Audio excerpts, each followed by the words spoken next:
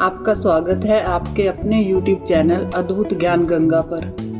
हमारी आज की कहानी है भाग्य का खेल। एक गांव में पारो नामक एक गरीब विधवा रहती थी। उसका एक पुत्र था। वह इतनी गरीब थी कि घर में 4 बर्तन भी ढंग के नहीं थे। लड़का अभी छोटा था। पारो ने बड़े प्यार से उसका नाम नसीब सिंह रखा था। मगर वह इतना बदनसीब था कि उसके पैदा होने के कुछ समय बाद ही एक बीमारी से उसके पिता की मृत्यु हो गई। पारो लोगों के घरों में चौका बर्तन आदि करके उसे पाल रही थी। उसे पक्का विश्वास था कि नसीब सिंह बड़ा होकर उसके सारे संकट दूर कर देगा और उसका बुढ़ापा चैन से गुजरेगा। इसी आस में रात दिन मेहनत करके वह अपने बेटे को पाल रही थी। नसीब सिंह था तो छोटा, किंतु समझदार बहुत था। संयम और धीरज की उसमें कमी नहीं थी। किसी भी बात को गहराई तक जानने और समझने की उसमें प्रबल उत्सुकता रहती थी। एक दिन उसने अपनी माँ से पूछा, माँ, हम इतने गरीब क्यों हैं? पारो ने दुखी स्वर में कहा, बेटा, ये सब तो ईश्वर की मर्जी और नसीब की बात है। मगर नसीब सिंह यह उत्तर पाकर संतुष्ट नहीं हुआ। वह बोला, ईश्वर की ऐसी मर्जी क्यों है? पारो ने उत्तर दिया कि बेटा, यह तो ईश्वर ही जाने। नसीब सिंह ने कहा, अगर ईश्वर ही जाने तो ठीक है, मैं ईश्वर से ही पूछूंगा कि हम इतने गरीब क्यों हैं। बताओ माँ, मुझे यह बताओ कि ईश्वर कहाँ मिलेगा। पारो तो वैसे ही परेशान रहती थी। अतः उसकी बातों से उकताकर उसने कह दिया, वह जंगलों में रहता है, लेकिन तुम वहां मत जाना। लेकिन नसीब सिंह ने दिल ही दिल में उसी क्षण पक्का इरादा बना लिया कि वह ईश्वर को ढूंढेगा और उनसे पूछेगा कि आखिर हम इतने गरीब क्यों हैं। एक दिन वह जंगल की ओर चल दिया। जंगल बहुत घना और भयानक था। चलते चलते नसीब सिंह बुरी तरह से थक गया, मगर भगवान की परछाई तक भी उसे दिखाई नहीं दी।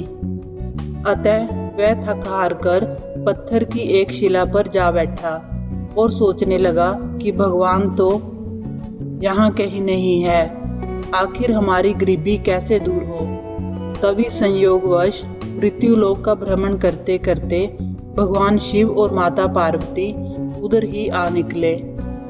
उन्होंने बच्चे को वहां बैठे देखा तो उन्हें बड़ा अचरज हुआ कि यह अबोध बालक इस बीहड़ जंगल में बैठा क्या कर रहा है।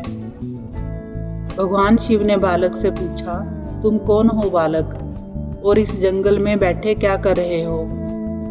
बालक ने कहा कि मैं ईश्वर को ढूंढ रहा हूँ। माता पार्वती ने चौंक कर कहा कि ईश्वर को, और पूछा, मगर क्यों? ईश्वर से तुम्हें क्या काम है? बालक नसीब सिंह ने बड़ी निर्भीकता से उत्तर दिया, मैं उनसे यह पूछना चाहता हूँ कि हम इतने गरीब क्यों हैं? दूसरों की तरह हम पर भी भाग्य की कृपा क्यों नहीं है? माँ पार्वती और भगवान शिव उस बच्चे का साहस देखकर बहुत प्रसन्न हुए। माँ पार्वती तो करुणा की सागर हैं। उन्हें उस बच्चे पर बड़ी दया आई और भगवान शिव से बोली, प्रभु, इस बालक की कुछ मदद कीजिए। भगवान शिव ने कहा, हम कुछ नहीं कर सकते पार्वती, क्योंकि इसके भाग्य में यही सब लिखा है। भाग्य देवता के लेख के अनुसार इसे ऐसा ही जीवन भोगना पड़ेगा। माँ पार्वती हठ करने लगी, नहीं नहीं स्वामी, आपको इस बालक की कुछ मदद करनी ही होगी। भगवान शिव ने कहा, जिद ना करो पार्वती, यदि हम उसे कुछ दे भी देंगे तो भी वह इसके पास नहीं रुकेगा। इसे वैसा ही जीवन जीने दो जैसा भाग्यदेव चाहते हैं। माता पार्वती ने कहा, नहीं प्रभु, इसकी गरीबी दूर करने के लिए आपको इस पर कृपा करनी ही होगी। जब माँ पार्वती जिद करने लगी तो भगवान भोले शंकर ने उस बच्चे को एक हार दे दिया। हार पाकर नसीब सिंह बहुत प्रसन्न हुआ और खुशी खुशी अपने घर को चल दिया।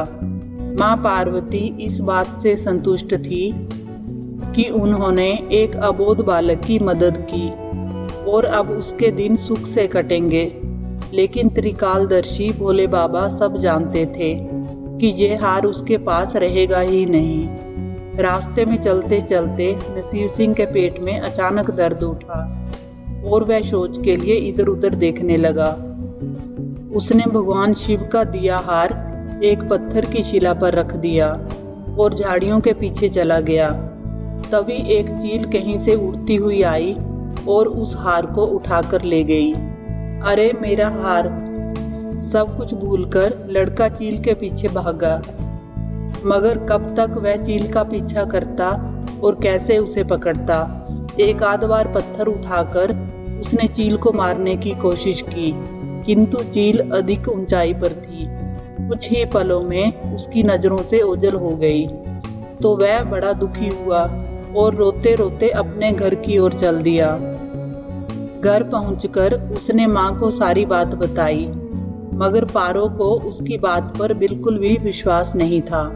उसकी बात सुनकर थोड़ी सी उदास अवश्य हो गई, लेकिन नसीब सिंह अपनी माँ की उदासीनता देखकर हतोत्साहित नहीं हुआ।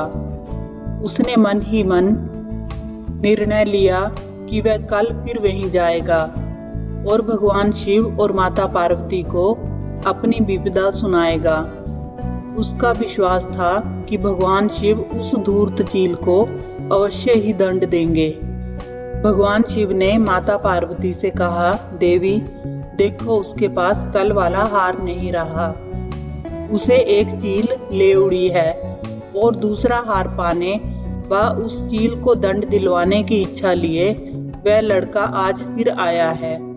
माँ पार्वती ने फिर भगवान शिव से प्रार्थना की, आप चाहे उस चील को दंड दें या ना दें, किंतु इस लड़के की सहायता करके इसकी निर्धनता को दूर करें। हम अब कुछ नहीं कर सकते देवी। यदि तुम जिद करती हो तो हम ब्रह्मदेव से कहते हैं, वही इस बालक की कुछ सहायता करेंगे। यह कहकर भगवान शिव ने ब्रह्मा जी को बुलाया और सारी बात बताकर आग्रह किया कि आप ही इस बालक की कुछ मदद करें। तब ब्रह्मा जी ने उस बालक को हीरे की एक अंगूठी दे दी। लड़के ने अंगूठी जेब में रखी और खुशी खुशी अपने घर की ओर चल दिया। उसने सोच लिया था कि वह अब एक पल के लिए भी अंगूठी को अपने से अलग नहीं करेगा। फिर रास्ते में चलते चलते अचानक उसे प्यास लगी। वह सरोवर के किनारे पहुंचा और जैसे ही वह चुल्लू भर पानी पीने के लिए झुका, वैसे ही उसकी जेब से अंगूठी निकलकर पानी में जा गिरी और इससे पहले कि वह उठाता एक मछली उसे निगल गई। नसीब सिंह फिर रोते रोते घर आया और माँ को सारी बात बताई। माँ ने उसे दिलासा देते हुए कहा, बेटा जब तक भाग्य में नहीं है तब तक कोई भी चीज नहीं रुकेगी। जब भाग्य देवता खुश होंगे तो मिट्टी भी सोना बन जाएगी, मगर इस प्रकार किसी के देने से हमारी गरीबी दूर नहीं होगी। उसे समझाकर माँ अपने काम में लग गई, मगर नसीब सिंह भी हार मानने वाला नहीं था। उसने मन ही मन सोच लिया कि वह कल फिर जाएगा। तीसरे दिन वह फिर उसी जंगल में जा पहुंचा। भगवान शिव और माता पार्वती उसका ये साहस देखकर बहुत खुश हुए। शिव जी ने इस बार ब्रह्मा जी के पास जाकर बात की कि वह बालक तो बड़ा साहसी है, इसका कुछ उद्धार किया जाना चाहिए। तब ब्रह्मा जी ने सलाह दी कि हमें भगवान श्री हरि के पास जाना चाहिए, वही इसका कोई हल बताएंगे। अतः वह श्री हरि के पास जा पहुंचे। पूरी बात सुनकर भगवान विष्णु ने नसीब सिंह को कुछ हीरे दिए। हीरे पाकर वह बहुत खुश हुआ और इस बार बिना कहीं रुके उसने सीधे अपने घर जाने का निश्चय किया, क्योंकि 2 बार उसकी चीजें खो चुकी थी। जब वह घर पहुंचा तो उसकी माँ घर पर नहीं थी। अतः नसीब सिंह ने हीरे एक लोटे में रखकर एक कोने में छिपा दिए और अपनी मां को ढूंढने के लिए निकल पड़ा। वह मन ही मन सोचने लगा कि अब मां को किसी के घर काम करने की क्या आवश्यकता है। अब तो वह भी अमीर बन गए हैं। उधर पीछे से चोर उसके घर में घुसे और जो भी सामान हाथ लगा लेकर भाग निकले। उस सामान में वह लोटा भी था जिसमें हीरे रखे थे। जब वह मां के साथ वापस आया तो देखा कि हीरे गायब थे। इतना ही नहीं, घर का दूसरा सामान भी गायब था। अब तो उसकी मां को बहुत गुस्सा आया। वह बोली, क्यों मुझे नई नई कहानियां सुनाकर पागल बनाता जा रहा है? सारा दिन आवारा बच्चों की तरह इधर उधर भटकता रहता है और शाम को पिटाई के डर से कोई नई कहानी सुना देता है। मां की डांट सुनकर लड़का रोने लगा। वह तो केवल इतना ही जानता था कि जो कुछ भी उसने मां को बताया था वह सत्य था। डांट खाकर लड़के की हिम्मत और बढ़ गई और अगले दिन वह फिर उसी स्थान पर जा पहुंचा। बालक को देखकर भगवान भोले शंकर सोचने लगे कि इस पर इतनी मुसीबतें पड़ी लेकिन इसने हिम्मत नहीं हारी। इससे वह बहुत प्रसन्न हुए और भाग्य देवी के पास जाकर बोले, ये लड़का बहुत ही साहसी, हिम्मती और धीरज वाला है। ऐसा व्यक्ति अभागा नहीं हो सकता। इसे कुछ दे दो। भगवान शिव की आज्ञा पाकर भाग्य की देवी ने नसीब सिंह को सोने का एक सिक्का दिया। सिक्का लेकर नसीब सिंह खुशी खुशी अपने घर को चल दिया। जब उसने घर जाकर वह सिक्का अपनी मां को दिया तो उसकी मां बहुत खुश हुई। अब क्योंकि उन पर भाग्य की देवी की कृपा हो गई थी, अतः सारे काम अपने आप ही शुभ होने लगे। दूसरे दिन ही एक मछली वाला उसके गांव में मछली बेचने आया तो लड़के ने वही सिक्का देकर मछली खरीद ली। उसकी मां ने मछली का पेट चीरा तो वह अंगूठी निकली जो ब्रह्मदेव ने उसे दी थी और जो उसकी जेब से तालाब में गिर गई थी।